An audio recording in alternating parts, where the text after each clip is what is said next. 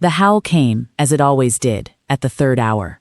I lay in the dark of my chamber and listened to it unspool across the Ashwater Valley. A long, ragged sound, half grief and half fury. The kind of cry that makes livestock press themselves against barn walls and makes grown men look away from each other. The pack had stopped leaving candles lit in their windows at night, not out of cruelty, out of exhaustion, and a private shame they did not know how to name. 3 years. 3 years since my wolf had gone silent in the way that mattered, and loud in the way that could not be borne. I did not go to him. I had learned, in the worst possible way, that going to him made it worse. That my hand on his flank drew a sound from him I would hear for weeks afterward, not the grief howl of the distant night, but something small and close and utterly bereft. The sound a creature makes when it looks for the one thing it cannot find and understands, again, that it will not find it. My wolf had not stopped looking for Aldith. He never would. That was the nature of the bond. That the fated mate's absence, once known, could not be unfelt.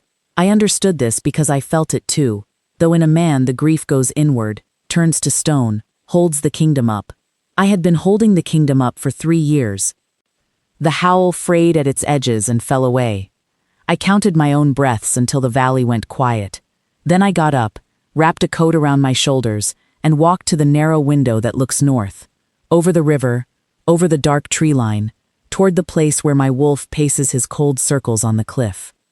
I did not know, that night, that she was already crossing the Ashwater Bridge.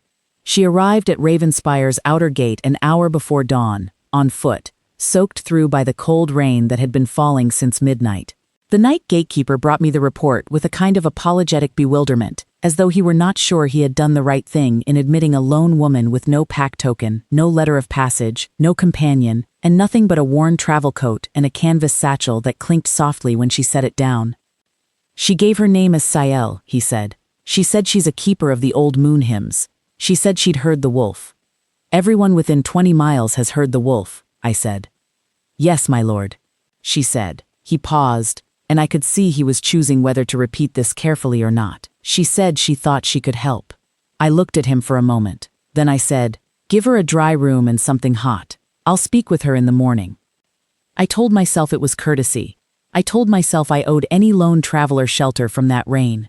I did not examine the thing that moved in me when he said she'd heard the wolf and come toward it rather than away.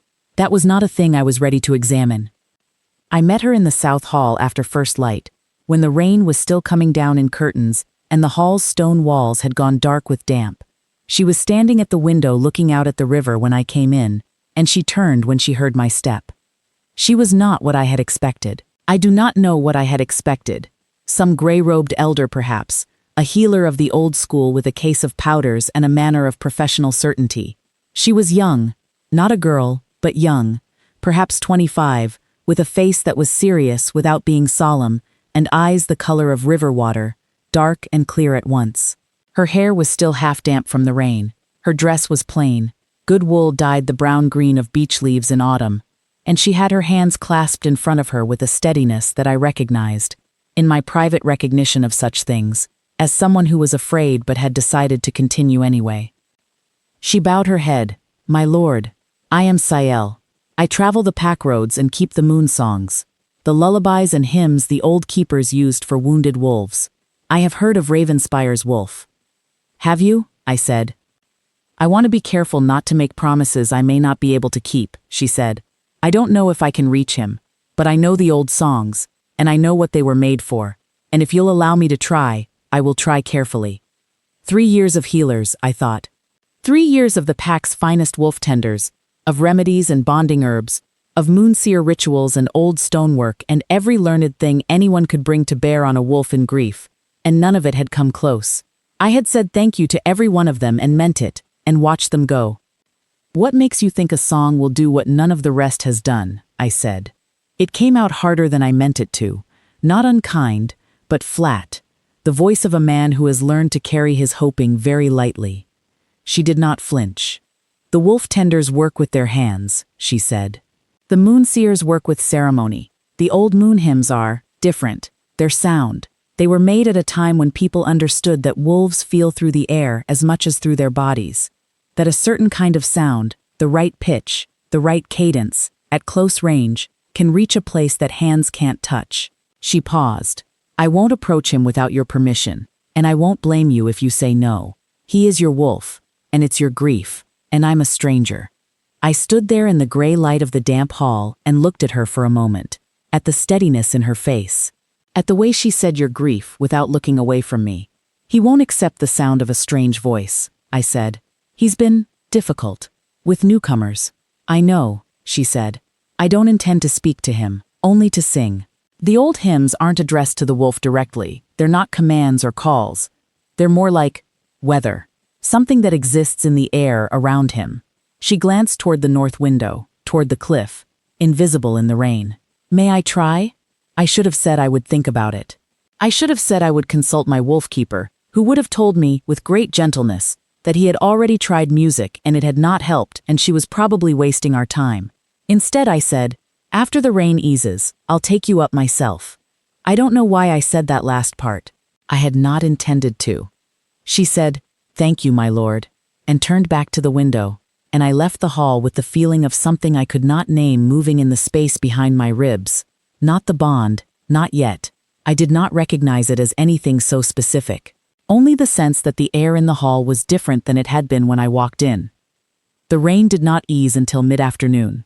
I found Sael in the keep's small library, sitting on the floor with her satchel open before her, arranging small clay cylinders in a row on the flagstones, each one stoppered with wax. She looked up when I came in, not startled, and began to replace them carefully in the satchel. What are those? I asked. Resonance weights, she said.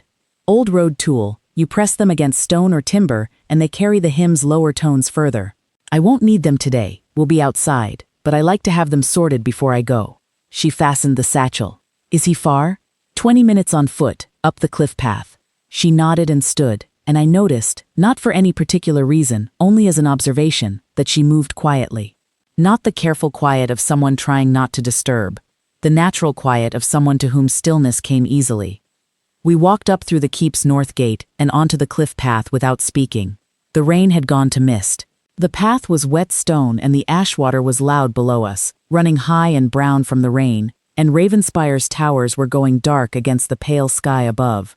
I walked half a pace ahead, not because I needed to lead her, the path was obvious, but because I wanted to watch the cliff for him before she could see him, and steel myself. I heard him before I saw him. The scrape of his paw on wet stone, the low sound he makes that is not quite a growl and not quite a whine, the endless discontent of an animal in a grief too large for his body. Then I saw him, large and silver dark, pacing the wide ledge at the cliff's edge, his head low, his tail dragging, the coat of him matted from 3 years of rain and neglect, because he would not allow the groomers near him. He stopped when he caught my scent. He always did. He raised his head and looked at me with the expression I had long since learned was not quite anger, and not quite accusation, only the look of an animal that had one question and knew the man before him could not answer it. I heard Sael, very quietly, take in a breath. Don't move toward him yet, I said, very low. Let him see you from here. She stood still. My wolf looked from me to her, and his ears pricked forward. A motion so small I would have missed it if I had not spent 3 years watching his ears for any sign of something other than grief. His nostrils moved. Is he scenting me? She asked. Yes. All right, she said softly. Then, without asking me again, she began to sing. It was not what I expected. I had imagined something formal, a liturgical hymn, perhaps, the kind of chanted thing the moonseers use at the full moon ceremonies. Impressive and structured. This was nothing like that. It was low and slow and so quiet that the mist almost swallowed it. A melody that moved in a pattern I couldn't track, circular somehow, folding back on itself before it resolved. A woman's voice, unhurried, without drama, as though she were singing to herself in a doorway while watching rain fall. My wolf went still. Not the held stillness of an animal watching something it has not yet decided about. The other kind. The stillness of an animal that has been interrupted in its own grief by something it recognizes from very far back. Before the grief, before all of it, a recognition that has no logic and requires none. His head turned, just slightly, toward her. I did not breathe. She sang for perhaps 4 minutes, the same shape of melody, her hands loose at her sides, Her face turned neither toward him nor away, as though she were looking at the middle distance of the valley. Then she stopped. The mist took the last of it. My wolf stood and looked at her. Then he lay down. In 3 years I had not seen him lie down in the presence of a stranger. I was very aware of my own heartbeat. We walked back down the cliff path in silence, and when I found my voice I could only say, "He lay down." "Yes," she said. "He hasn't done that for anyone in 3 years." "I know," she said. "I heard as much in the valley." "What is it?" I asked. "What do the old hymns do?" She thought about it as we walked, carefully, the way she seemed to approach most things. The grief-mad wolf, a wolf who has lost the fated mate, or a bonded wolf who has lost the alpha, is in pain that has no object, she said. The healers give him remedies for his body. The moonseers give him ceremony. The hymns are different. They don't address the pain. They address the quiet that was around the pain before it came. The melody is very old. It's built from patterns the old songkeepers identified in the sounds of a healthy pack at rest. Not the sounds of ceremony or hunting, just the sounds of the pack being at peace. The wolf's body knows that pattern. The grief interrupts it and the wolf forgets it. The hymn reminds him. She paused. That's all. It doesn't fix what's missing. It only reminds him that there was a time before the missing. I walked beside her and thought about that for a long time. About what it meant that she could give a grief-mad wolf the memory of peace when 3 years of professional care had not. About the steadiness in her voice when she said, "It doesn't fix what's missing." Said it like a woman who knew something about loss, and about how to carry it without pretending it wasn't there. We reached the north gate. I held it open for her, and as she passed through, she glanced up at me, and I was struck again by the quality of her attention. The way she looked directly and did not perform anything. No placation, no flattery, no careful navigation of the grief-stricken alpha king who was too much for most rooms. Only a look. "May I come again tomorrow?" she asked. "Yes," I said. She came again the next morning, and the one after that. The third morning, she asked if she might go alone, without me, and I surprised myself by saying yes, and then standing at the north window for the full hour she was up there, watching the cliff ledge where my wolf was, feeling something I had no appropriate name for. She had been given a room in the east wing. She kept herself out of the way of a person who is comfortable with her own company, eating in the hall with the household rather than asking for anything private, spending the hours she wasn't on the cliff in the library, or walking the keep's walled garden in the mist. My wolf keeper, a careful man named Orest who had been quietly devastated by 3 years of failure, came to me on the 4th day with an expression of such cautious, terrified hope that I made him sit down. "He ate this morning," Orest said. "Properly, not just the few bites he takes because he has to." I said, "I know. She was up there for nearly 2 hours yesterday." "I know. My lord." Orest stopped. Then, "What is she?" I thought of the South Hall, the first morning, her hands clasped in front of her, and her eyes honest and afraid, and continuing anyway. "A keeper of the old moon hymns," I said. "I mean," he stopped again. He was a careful man, and he had served me long. "I mean, what is she to him?" Because he came to the gate of his ledge when she arrived this morning. He was waiting. I sat with that long after Orest left. He was waiting. On the 5th day I went up to the cliff again, not telling her I was coming, and stood back at the bend of the path where the juniper scrub thickens and watched. She was sitting on the flat stone at the edge of the ledge, not singing yet, with my wolf lying 3 feet from her. His great head was on his paws. She was simply sitting with him in the early light, her hands in her lap, not touching him. She had not once tried to touch him, I realized, and the recognition of that patience landed in me in a way I could not explain. Then she began to sing, quietly, the same low circling melody with its unhurried resolve, and my wolf's eyes closed. They closed. 3 years. 3 years of pacing and howling and refusing every comfort, and his eyes closed and he breathed. I turned back down the path before she could see me, and I went to the great hall and I sat there alone for a very long time, and what I felt was not the grief. The grief was still there, unchanged. It would always be there. The absence of Aldith was not a thing that went away, but something else moving alongside it, that I had not felt in a very long time. A thing like the specific quality of morning light after a long dark. Not warmth exactly, but the memory that warmth existed and would come again. I told myself it was gratitude. What she had done for my wolf was extraordinary, and I was grateful. I told myself that. That evening I asked her to join me for supper, not in the great hall where the household gathered, but in the smaller room off the solar where I ate when I wanted quiet.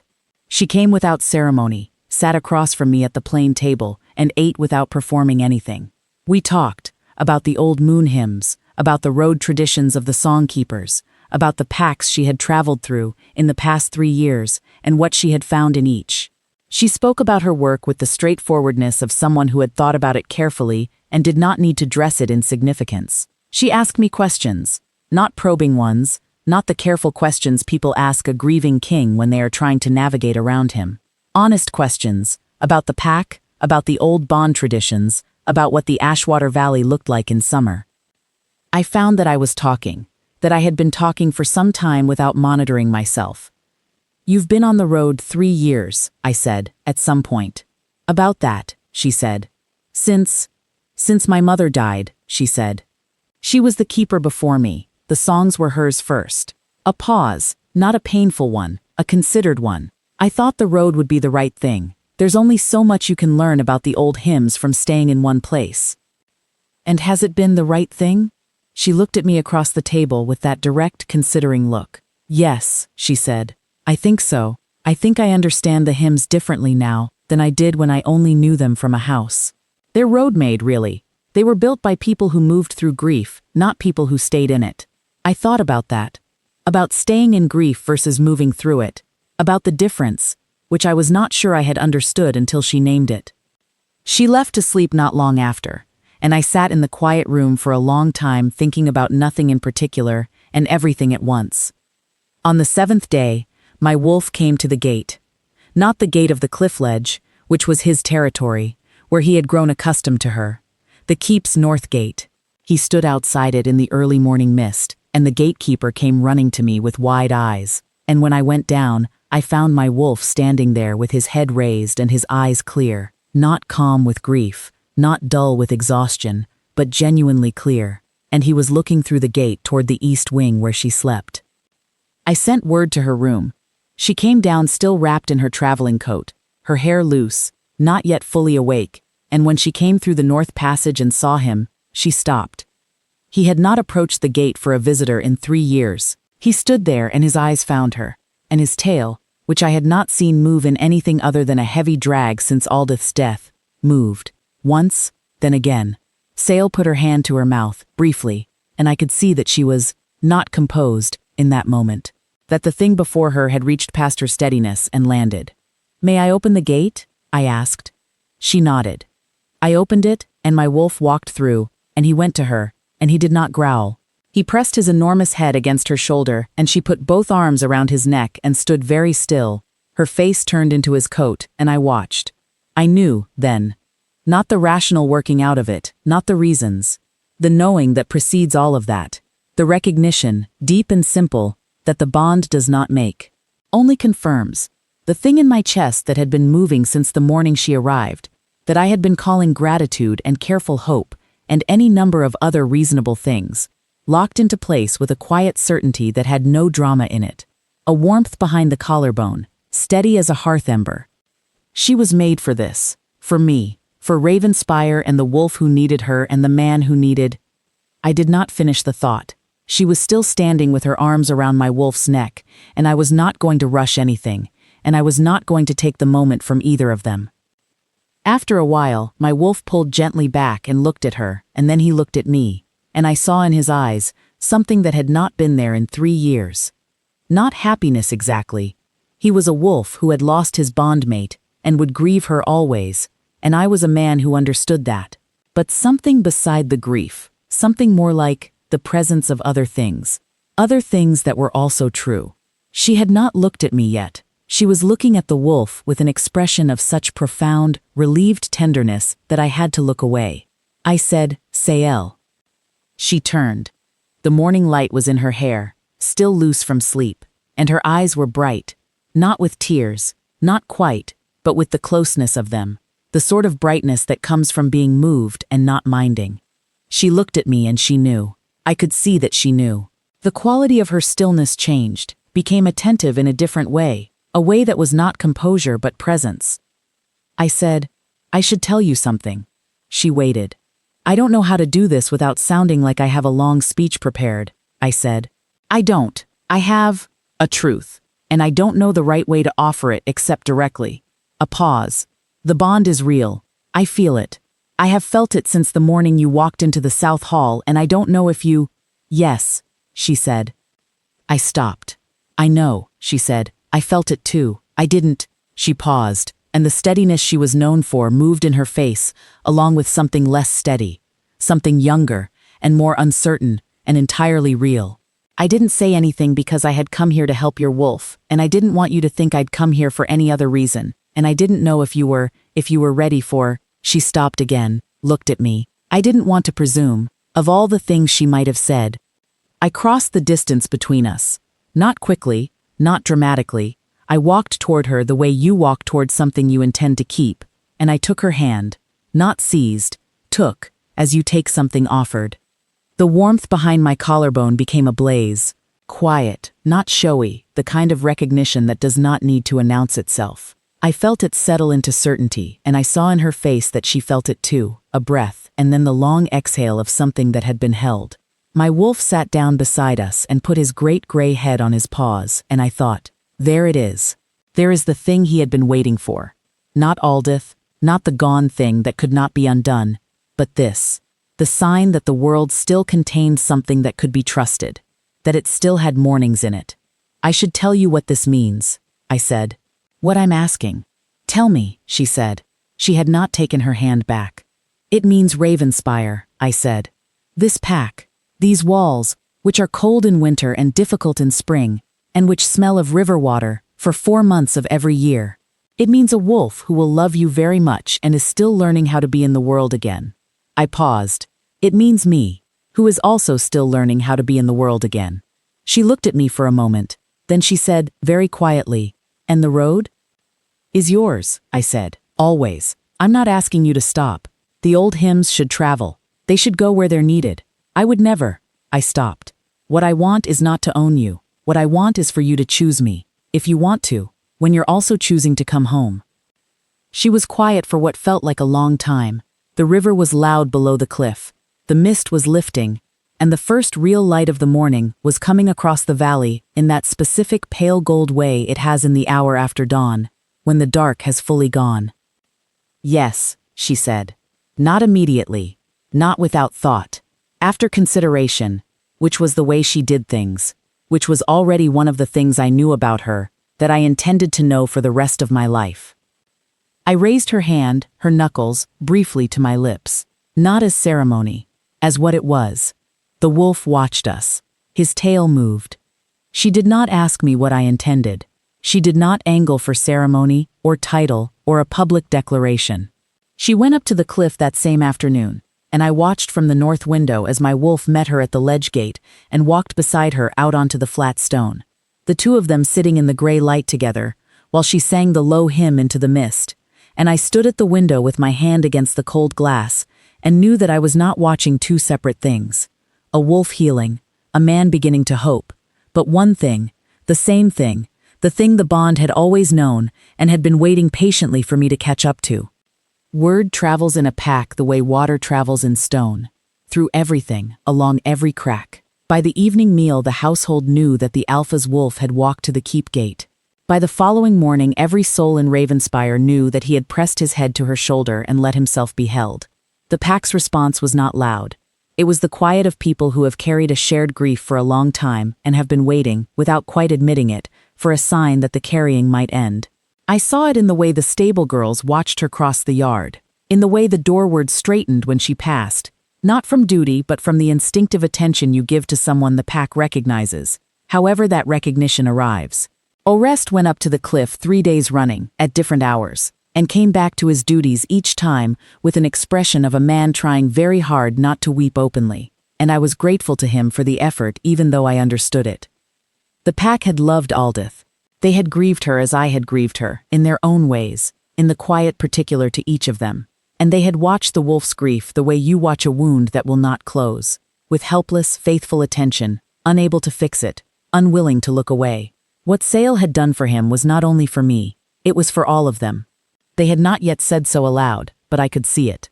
The council met 2 days later in a session I had not called but did not discourage, the gathered elders and lieutenants of Ravenspire, with the careful expressions of people who have an opinion and are trying to determine whether they are permitted to have it. Old Tessran, who has run my household since before I inherited the title and who takes a very dim view of uncertainty, looked at me across the long table with an expression I had learned long ago to read as meaning she had concerns and was going to voice them regardless. She has no pack, Tessran said, no bloodline record, no rank. No, I said. There is no precedent for a Luna of Ravenspire who holds no pack affiliation. There is now, I said. Tessran's jaw set. She was a woman who had served this keep for 40 years and had seen 3 alphas make decisions she considered poorly reasoned, and had said so plainly to each of them, and had been right about 2 of the 3, which was why I listened to her even when I disagreed. The old families will raise the question of bloodline, she said. They won't do it loudly, but they'll do it. A Luna who carries no pack history, no recorded lineage, there are those who will call her less than suited. Let them, I said. My lord. Let them call it, I said. And let them explain to my wolf, who has not left her side for 3 days, why the bond that the moon makes is less than suited. I looked at her steadily. The bond is not mine to argue. I'm not asking the council to accept my judgment. I'm asking them to trust what the wolf knows. A long pause. The table was quiet, with the specific quiet of a room in which no one disagrees and no one is quite ready to say so. She healed the wolf, said Orest, from the far end of the table, in a voice so quiet that several people leaned to hear him. In 3 years, no one else could reach him. She walked up that cliff path on her first morning here and sang him still. He looked at Tessran. I was there the morning he came to the gate. I watched his tail move. I have served this keep since my father served it, and I have never, in my life, watched that wolf choose something freely. His voice held. He chose her. The table was very quiet for a long moment. Tessran looked at her folded hands. She looked at them for a time, and I did not rush her. She had earned the right to her own pace. Then she looked at me, and then, and this I had not expected, she looked toward the window, in the direction of the cliff, where my wolf and Sael were, in all likelihood, sitting together in the early evening mist. There is no precedent, she said again. Her voice was different this time, not a challenge, an acknowledgement, but the wolf knew. Yes, I said, he did. She nodded, once, the nod of a woman who has spent 40 years in the service of something larger than herself, and knows how to recognize when that something has made a decision she was not consulted on but cannot improve. The rest of the table followed her. The ceremony was not what I would have designed for myself. Ravenspire does not go in for extravagance, and neither did she. But it was full of the household. Full in a way the keep had not been full of people gathered with their whole attention on the same thing for a very long time. We held it on the upper ledge, which had been my wolf's cold territory for 3 years, and which I needed, to make into something else. The wolf-keeper Orest had arranged for the ledge stone to be swept and the torches set into the cliff brackets, and in the late afternoon, the light came through the mountain pass in a way that turns gray stone to something almost warm, almost gold. She wore a dress the same color as the beech leaves she had arrived in. She had said, when I asked if she wanted anything made for the occasion, that she would rather wear her own things if it was all the same, and her hair was up, held with a single bone pin, and she looked exactly as she had on the first morning in the South Hall, serious without being solemn, direct, the specific quality of someone afraid and continuing anyway. She was afraid, I realized. On this particular day, on this particular step, the steadiness that she carried so naturally had a visible effort in it. The knowledge of it did not diminish her. It was simply true. I thought, there she is.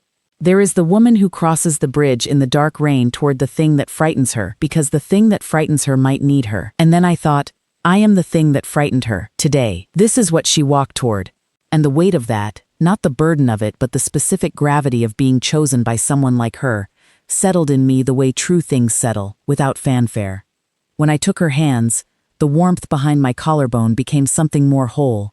Not loud, Sael did not do loud, and the bond she had made with me was of the same character as the hymns she carried, unhurried, circular, folding back on itself before it resolved, and permanent in the way that quiet things are permanent.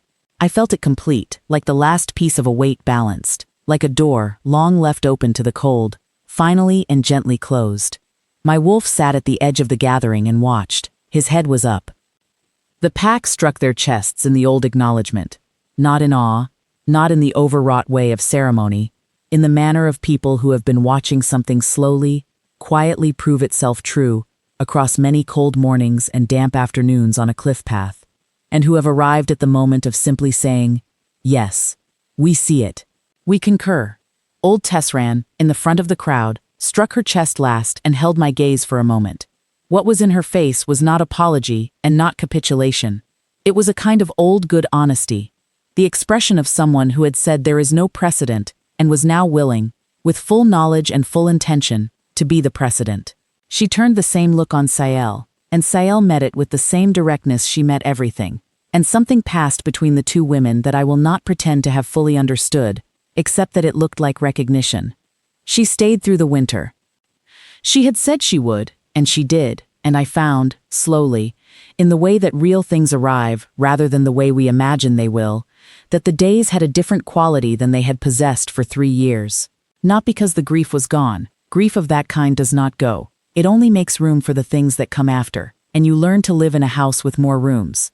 But because the mornings had her in them, her quiet in the corridors before the household woke, her voice in the east garden where she was in the habit of singing alone in the early light, low and unhurried, more to herself than to anything, working through a new hymn, she said, something that had been shaping itself for months on the road, and was only now finding its pattern. The sound of it came through the window glass to where I was working at my desk, and made it easier to work. She went out to the pack in her own way, in her own time, which was not my way, and not the keep's customs exactly, but which worked. She did not try to establish herself. She did not perform the role of Luna as though it were a costume she had been given to wear. She simply continued being herself, the woman who walked up cliff paths in the rain, who sat on the library floor sorting resonance weights, who asked direct questions and waited with genuine patience for the answer. And the pack, which had been watching, understood what it was seeing. Orest brought her a grieving pup from the lower west den, one of the young wolves who had not been thriving since the autumn, restless and not eating, nobody sure of the cause.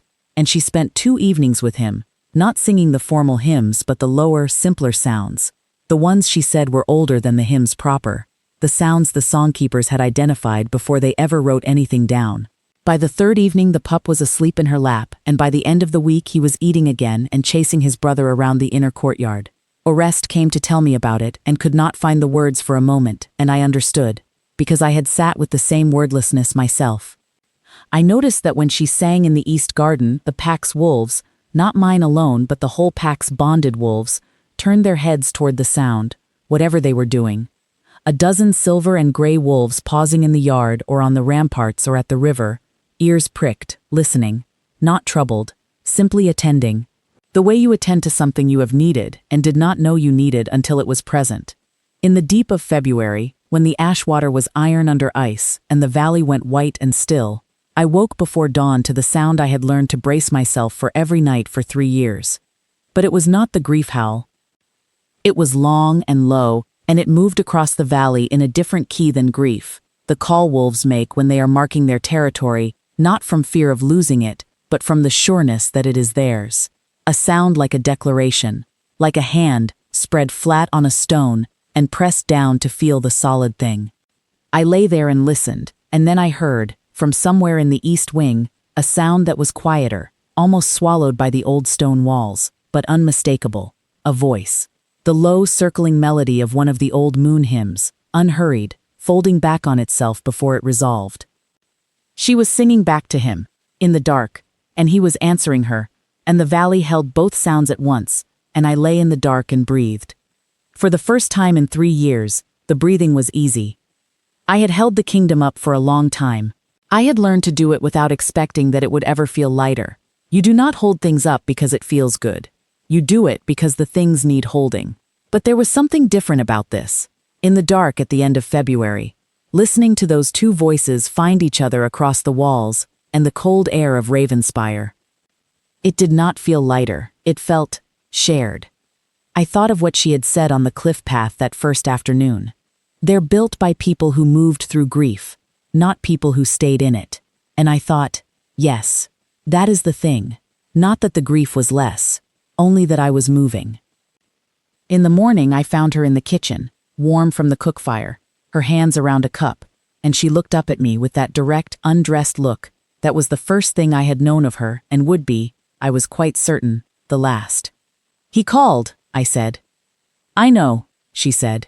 "I heard. You sang back to him. Someone should answer him," she said simply.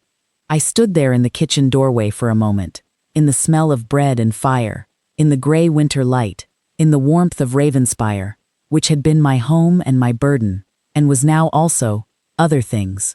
More things. "Sael," I said. "My lord," she said, which was how she addressed me in the presence of the household, though in private she called me Divan, had done for months, and the difference between the two had become one of the small secret languages of a life shared. "Thank you," I said. She looked at me. She knew what I meant, not only for the wolf, though for the wolf above all, for 3 years of grief howl across the valley come to an end. Not only for the hymns, though for those too, for all of it, for the bridge she had crossed in the dark rain toward the thing that frightened her, for the steadiness that was not the absence of fear but the decision to continue, for the way she had looked at me in the South Hall on the first morning like a woman who was going to be honest or not say anything at all. She raised her cup slightly, the way you raise a cup in acknowledgement, in the gesture that says, "I receive that. I know what you mean."